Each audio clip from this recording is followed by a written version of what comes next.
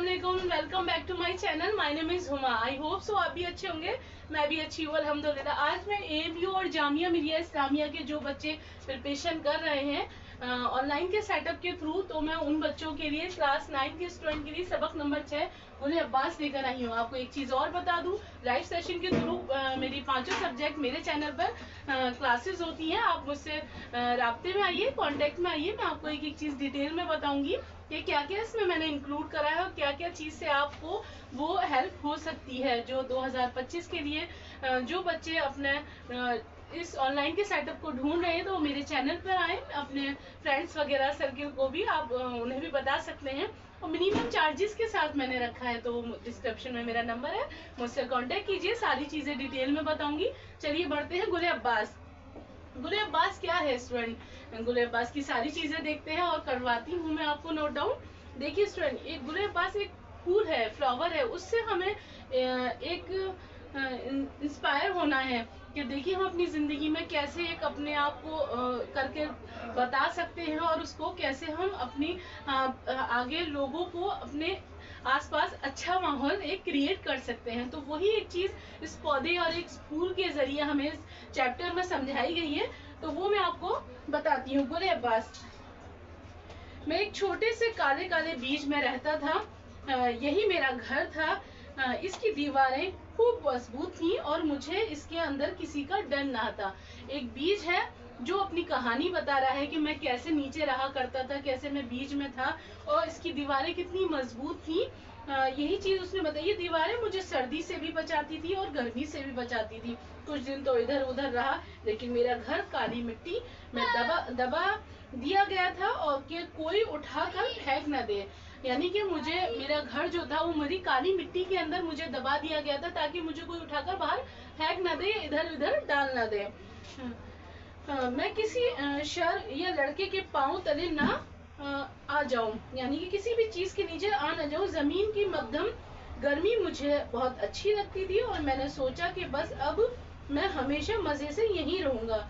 मगर जमीन की जो गर्मी थी, उसे मध्यम सी जो हल्की हल्की गर्मी होती है, वो गर्मी थी, वो उसे अच्छी लगती थी और वो लगता था, उसे ऐसा लगता था कि मैं जो हूँ वो इसी में ही रहूंगा, जिंदगी भर जमीन रहूंगा। मगर मेरे कान में अक्सर मीठी मीठी सुरीली आवाजें आती थी।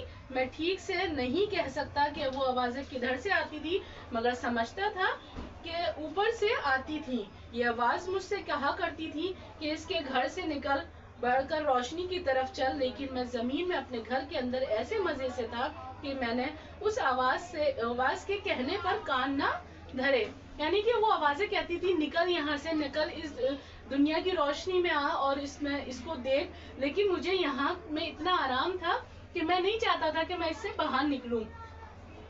ठीक, बढ़ने और घर से निकलने से क्या फायदा, यही चैन से सोने में मजा है, बस यही मैं तो यहीं रहूंगा। वो पौधा कहता था मुझे निकलने में क्या फायदा है और मुझे तो यहीं रहना है, मुझे यहीं मजा है और मैं यहीं रहूंगा।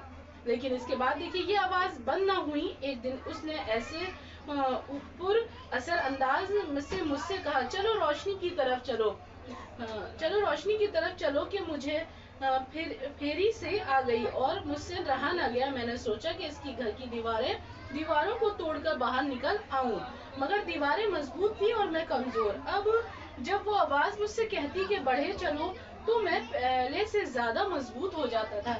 जब वो दीवारें उससे कहती थी बढ़ो बढ़ो, आगे चलो, आओ, निकलो, बाहर आओ, तो वो चाह रहा था कि मैं देखूं, बाहर निकल कर देखूं इसमें क्या है, ये क्यों मुझे बार बार आवाजें दे रहे हैं। तो उसने सोचा, लेकिन वो इतना कमजोर था कि दीवारें जो थी वो मजबूत थी, तो वो उन्हें तोड़कर निकल नहीं पा रहा था। अब आगे देखिए क्या होता है।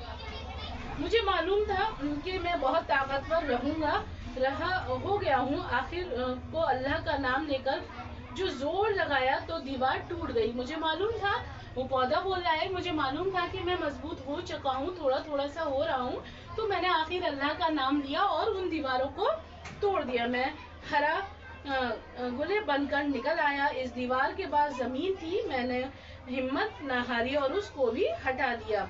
यानी कि इस दीवार के बाद जमीन थी और उसने उस दीवार को भी हटा दिया। अब आगे देखिए क्या है। हिम्मत न हारी और मैंने उसको हटा दिया। अब मैंने अपनी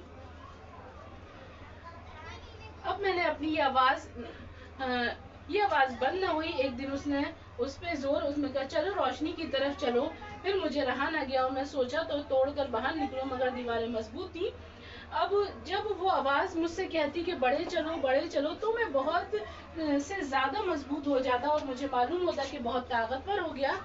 तो ये हिम्मत न हारी। अब मैंने अपनी जड़ों को नीचे भेजा कि खूब मजबूती से जकड़ पकड़ लें। यानी कि जब मैं उभर रहा था तो मैं इतना कमजोर था कि मैं ऊपर आ नहीं पा रहा था, लेकिन फिर मैंने अपनी जड़ें नीचे दोबारा करी और मैं उन जड़ों के जरिए से मजबूत हुआ। आखिर को एक दिन मैं जमीन के अंदर से निकल ही आया और आंखें खोलकर दुनिया को देखा। कैसी खूबसूरत और अच्छी जगह है। यानी कि उसने अपनी जड़ों को पहले मजबूत किया, फिर उसके बाद उसने कुछ दिनों बाद तो वो खूब इधर उधर फैल गया। एक दिन अपनी कली का मुंह जो खोला तो सब लोग कहने लगे। अब उसने जब जड़ें मजबूत कर ली और धीरे धीरे करके वो ग्रो होने लगा तो एक फ्लावर में तब्दील, उसकी जड़ों के बाद वो एक बीज आया, बीज के बाद वो जो फूल बना, फूल जो खिला तो सब लोग कहने लगे ये देखो कितना खूबसूरत लाल लाल गुले अब्बास है। मैं सोचा कि इस तंग घर को छोड़ा तो अच्छा है। और आसपास बहुत से गुले अब्बास थे। मैं उनसे खूब बातें करता और हंसता बोलता था। यानी कि जब वो फूल खिल गया था तो आसपास उसके और भी फूल थे, तो वो उनसे बातें करता था तो उसे अच्छा लगता था और वो खूब हंसता बोलता था। दिन भर हम सूरज की किरणों में खेला करते थे और रात को हम चांदनी से जरा आग लगती तो आसमान के तारे आकर हमें छेड़ते थे और उठा देते थे। अफसोस ये मजे ज्यादा दिन ना रहे। एक दिन सुबह हमारे कान में एक सख्त आवाज आई, गोले अब्बास चाहिए। अच्छा जितने चाहे ले लो। हमारी समझ में ये बात कुछ न आई। हम और हैरत ही में थे कि उसका क्या मतलब है और इरादा क्या कर रहे हैं। जरा चलकर अपने दोस्त सितारों से कहीं दौड़ा हमारी मदद करो, ये कैसा मामला है। इतने में किसी ने कैंची से हमें डंठल समेत काट लिया और टोकरी में डाल दिया। अब जब आवाज आ रही थी उसको कि गुले अब्बास ले लो, किसी को चाहिए, तो इतने में वो समझ में नहीं आई कि उनकी हरी भरी दुनिया ये कैसे सख्त अल्फाजों से घिर गई। तो इतने में जब उन्होंने जाके तारों से कहा, किसी और से डिस्कस करा, इतने में किसी ने उन्हें कैंची से डंडी जो होती है ना फ्लावर की, जो बंच बन जाता है, उसको वो बनाकर किसी टोकरी में डाल दिया। इतने में वो किसी से कुछ कहते, वो टोकरी में उन्हें वहां से डाल दिया। तो मैंने देखा 5, 6 और 7 उंगलियों के साथ मुझे भी खूबसूरत तागे से बांधकर किसी ने गुलदस्ता बनाया। आसपास नजर डाली तो ना बाग की रोशनी थी, न चिड़ियों का गाना। सड़क के किनारे एक छोटी सी मैली कुचैली दुकान थी। हजारों आदमी इधर से उधर जा रहे थे। यक्का गाड़ियां शोर मचा रही थी। फकीर भीख मांग रहे थे और कोई एक पैसा ना देता था। उसने जो आसपास जो हो रहा था, जो फ्लावर बना हुआ था, तो उसने जो चीज देखी वो उसमें बता रहा है। एक पैसा न दे रहा था। मेरा जी ऐसा घबरा रहा था कि क्या कहूँ। सितारे ढूंढा तो उनका पता नहीं। चांद को तलाश किया तो वो गायब। सूरज की किरणें भी सड़क तक आकर रुक गई थी और मैं पुकारते पुकारते थक गया। मुझे जानती हो, रोज साथ खेलती थी। जरा पास आओ और बताओ कि ये मामला क्या है। मगर एक न सुनती थी। यानी कि वो किरणों से कह रहा था, चांद भी गायब था और तारे भी नहीं थे, कोई नजर नहीं आ रहा था। शाम होने को आई। एक खूबसूरत लड़की दुकान के पास से गुजरी। हमारी तरफ देखा तो फूल वाले ने मुझे और मेरे साथियों को जोर से झटकारते कर लड़की के सामने रखा और मेरी ऊपर की सांस ऊपर और नीचे की नीचे रह गई। यानी कि वो जो लड़की आई थी उसने उसको कहा कि मुझे दे दो। अब जब उसने मुझे एकदम झटका कर कहा और दिया उसको, तो मेरी ऊपर की सांस ऊपर और नीचे की नीचे रह गई। फूल वालों ने कहा, बेटी देखो कैसे खूबसूरत गुले अब्बास हैं। एक आने में गुलदस्ता, एक आने में ले लो। अब जो वो लड़की थी, वो लड़की ने इकन्नी दी और हमें हाथ में ले लिया। उसने जो इकन्नी दी 25 पैसे यानी कि दी, तो उसके हाथ में उसे नरम थे और यहाँ आकर जान में जान आ गई। लेकिन थोड़ी देर बाद शायद मैं बेहोश हो गया। असल बात ये थी कि पानी नहीं मिला और प्यास बहुत लग रही थी। लड़की जो थी शीशे में गुलदान में उनमें पानी भरकर हमें पिलाया तो जरा तबीयत ठीक हुई और मैंने सर उठाकर इधर उधर देखा। अब ये एक साफ कमरा में था जिसमें कई बिस्तर लगे हुए थे। एक तरफ से एक बीमार लड़की की आवाज सुनाई दी, डॉक्टर साहब क्या मैं अच्छी नहीं होंगी? क्या अब मैं कभी चल फिर ना सकूंगी?